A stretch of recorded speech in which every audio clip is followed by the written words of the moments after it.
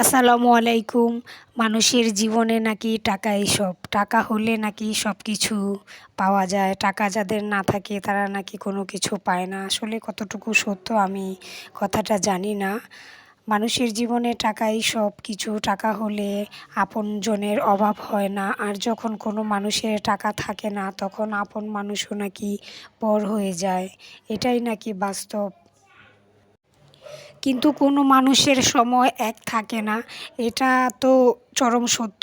মানুষের সময় কখনো এক থাকে না। মানুষের সময় আল্লাহ কোনো না কোনো একদিন মানুষের সময় অবশ্যই পরিবর্তন করে দেয়। আল্লাহ যদি একটা দরজা বন্ধ করে দেয়, আল্লাহ ঠিক তখনই ওই মানুষের জন্য 10টা দরজা আল্লাহ খুলে দেয়।